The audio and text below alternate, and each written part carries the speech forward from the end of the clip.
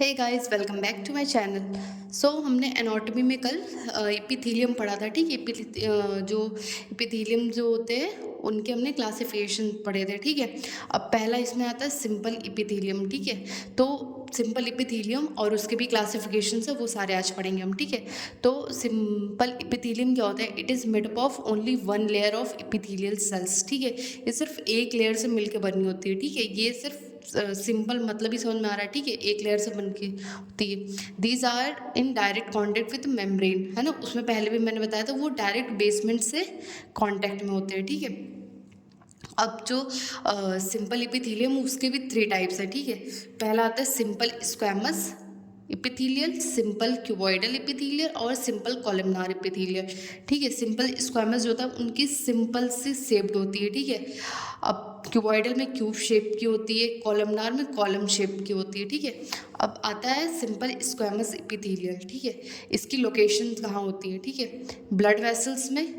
ठीक है। Blood vessels में होती है, serous membrane of body cavity, है ना। जो सीरस मेम्ब्रेन होता है हमारी बॉडी कैविटीज़ का, वहाँ पे प्रेजेंट होता है। ठीक है। अब फंक्शन क्या होते हैं? ठीक है। इसके एक्सचेंज ऑफ सब्सटेंसेस, मतलब फ्लूइड और गैस का एक्सचेंज कराता है। ठीक है।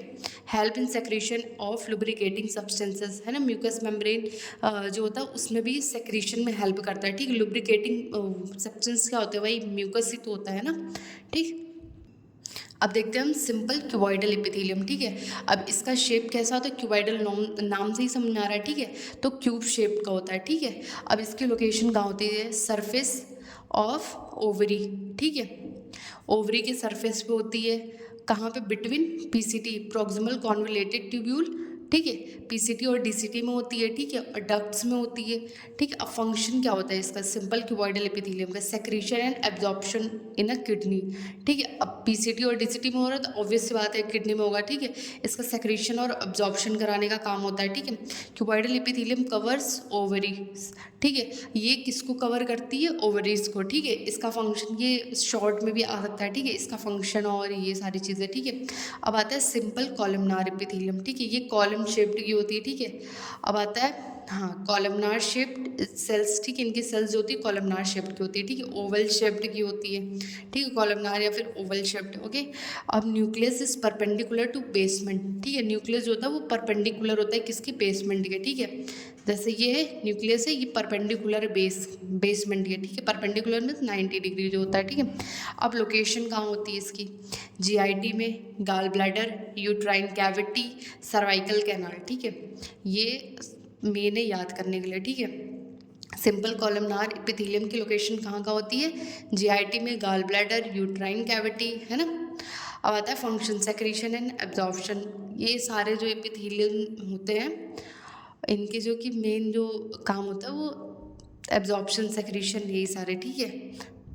अब ये सिंपल का हो गया। ठीक है। अब हम पढ़ेंगे सेकंड स्ट्रेटिफाइड एपिथेलियम। ठीक है। स्ट्रेटिफाइड जो होता है वो सेकंड टाइप्स का होता है। ठीक है। इट कंटेन, अब देखो सिंपल में जो था उसमें सिर्फ एक लेयर थी। ठीक है। सिंपल में सिर्फ एक लेयर थी। अब स्ट्रेटिफाइड में दो या दो से ज़्यादा लेयर्स हैं। ठीक है। It is most protective. ठीक है। ये प्रोटेक्टिव लेयर होती है। ठीक है। Good at with standing operations. ठीक है। अब ये जो जब हमें कोई ऑपरेशन या फिर चोट लगती है, ठीक है, जैसे खरोच आ जाती है, तो उसमें ये अपने आप को रिन्यू कर लेता है खुद से। ठीक है। अब आता है ये स्ट्रेटिफाइड, ये भी थ्री टाइप्स के होते हैं। ठीक है। Stratified squamous, stratified cuboidal, stratified columnar epithelium. ठीक है।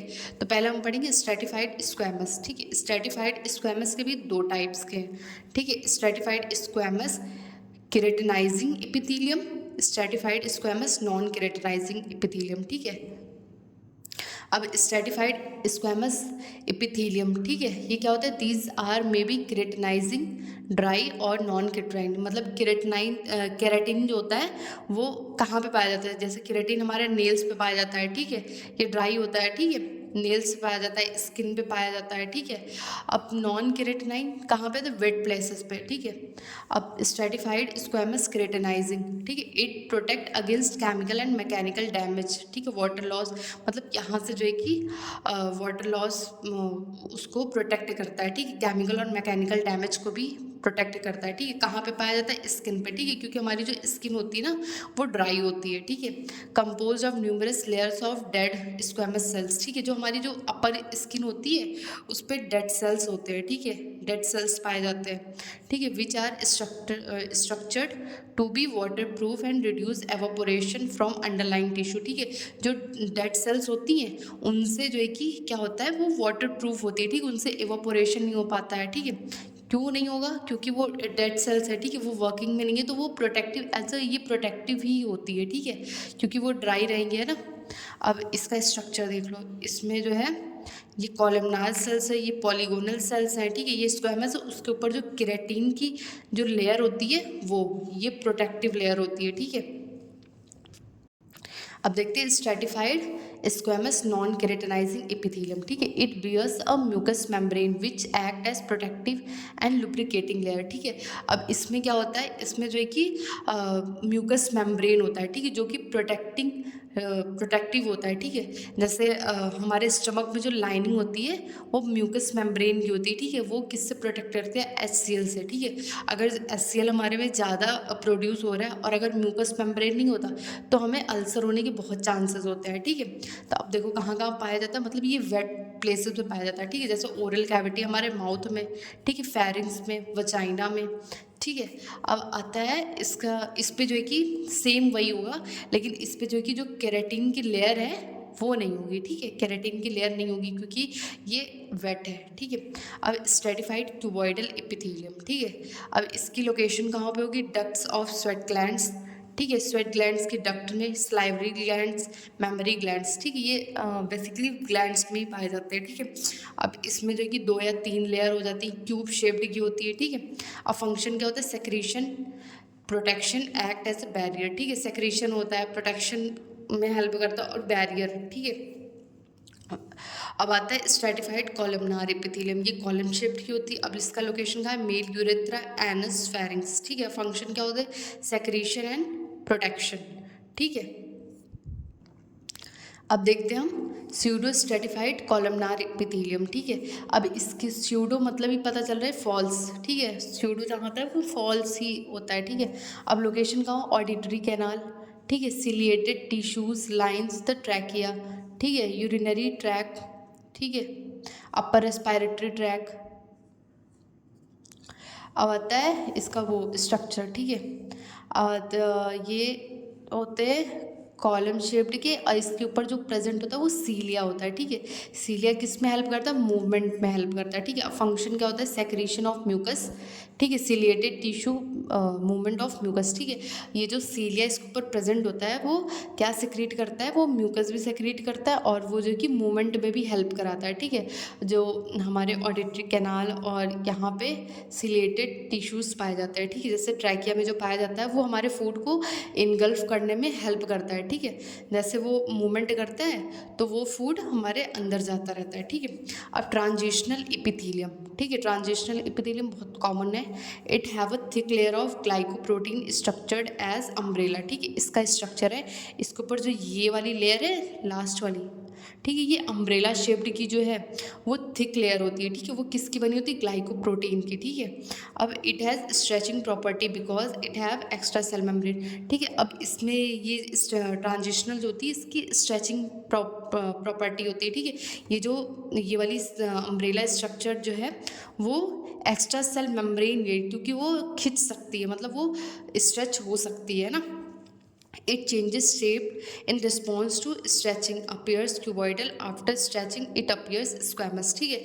ये ऐसे तो हमें cuboidal दिखेगा, ठीक है, लेकिन जब हम इसको स्ट्रेच करेंगे तो ये स्क्वेमस सेल्स जैसे लगेगा, ठीक है, क्योंकि ये स्ट्रेच हो सकता है, मतलब हम इसको खींच सकते हैं थोड़ा सा, ठीक है। अब लोकेशन कहाँ होगी? यूरेटर्स, यूरिनरी ब्लैडर, यूरेथ्रा, ठीक है। यूरिनरी ब्लैडर में ट्रांजिशनल एपिथेलियम पाई जाती है, क्योंकि जैसे हमारा ब्लैडर फुल होता है, ठीक है, अब वो कई बार हम क्या करते हैं वॉइडेशन, मतलब मिक्सचरेज, जैसे हम यूरिन पास करने से रुकते हैं, थोड़ा सा वेट करते हैं, जैसे हम कहीं पे भी हो, ठीक है, तो वो कलेक्ट होता रहता है, ठीक है। अगर वहाँ पे ट्रांजिशनल एपिथेलियम या फिर ऐसे स्ट्रेचिंग प्रॉपर्टी नहीं होगी तो फिर वो कलेक्ट नहीं हो पाएगा, ठीक है। वहाँ पे जैसे जैसे शेप के अकॉर्डिंग वो, जैसे हमारा यूरिनरी ब्लैडर जो होता है जब वो एम्प्टी होता है तो उसका शेप छोटा होता है, ठीक है। और जब वो फ़िलअप होने लगता है तो उसका शेप बड़ा हो जाता है, क्योंकि वहाँ पे ट्रांजिशनल एपिथेलियम है और वहाँ पे वो स्ट्रेच हो सकता है ना। अगर वो स्ट्रेच नहीं होगा तो वहाँ पे इंजरीज होने के चांसेस बढ़ जाएंगे, ठीक है। तो ये हो गया हमारा टिश्यू, ठीक है। अब हम पढ़ेंगे कनेक्टिव टिश्यू, ठीक है। अब वो मैं कल की वीडियो में पढ़ूंगी, ठीक है। ये इसके नोट्स अगर आपको चाहिए होंगे तो फिर मैं शॉर्ट्स में डाल दूंगी, ठीक है। Okay, thank you.